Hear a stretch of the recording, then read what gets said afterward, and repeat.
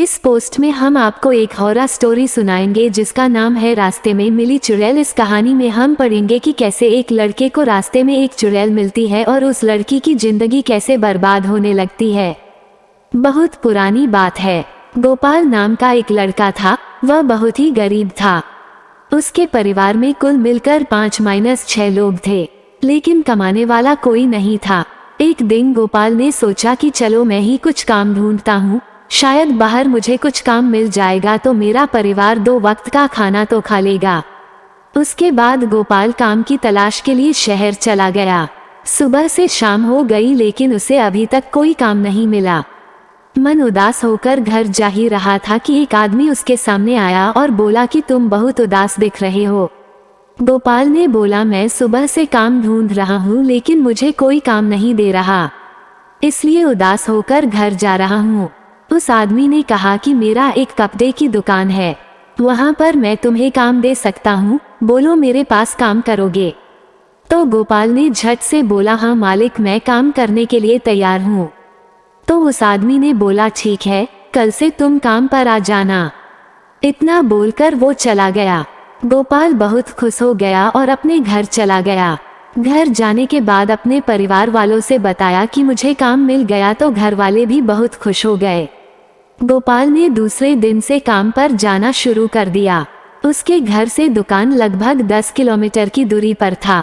उसके पास कोई साधन नहीं था, इसलिए वह घर से सुबह निकलता था तो वापस घर आते आते उसे रात हो जाती थी। रोज का उसका ऐसा ही चलता था। एक दिन गोपाल जब दुकान से घर जा रहा था तो उसने देखा कि रास्ते में एक बहुत सुंदर लड़की खड़ी थी। उसके बहुत लंबे लंबे बाल थे, आंखें भी बहुत बड़ी बड़ी थी और कपड़े भी बहुत सुंदर पहनी थी। जब गोपाल उसके सामने आया तो उसे वह गोपाल को बार बार घूरने लगी। गोपाल ने एक बार उस लड़की को देखा और अनदेखा करके अपने घर की ओर चल दिया। दूसरे दिन जब गोपाल काम खत्म करके घर वापस जा रहा था तो फिर वही लड़की उसे उसी जगह दिखाई दी और वह फिर उसे घूरने लगी। फिर भी गोपाल ने उसकी तरफ पलट के नहीं देखा और अपने घर की ओर निकल पड़ा। वो उसके पास 1 मिनट भी नहीं रुका, क्योंकि गोपाल को उस लड़की से बहुत डर लगता था और गोपाल डर के मारे थर थर कांपता था। वो लड़की कई दिनों तक उसे उसी जगह दिखाई देती थी।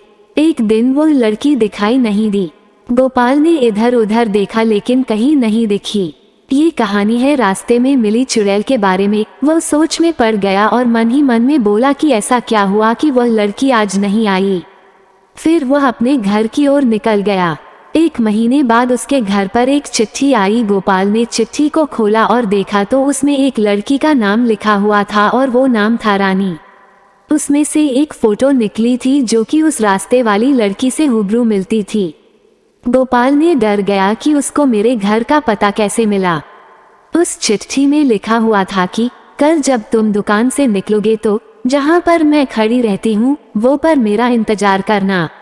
गोपाल उसके दूसरे दिन अपना काम खत्म करके दुकान से निकलकर उसी जगह पर पहुंच गया जहां वह लड़की खड़ी रहती थी। वहां पर पहुंच के देखा तो वो लड़की वहां पर थी ही नहीं। वो बहुत देर तक उसका इंतजार किया। जब वो लड़की नहीं दिखी तो वह अपने घर की तरफ चल दिया।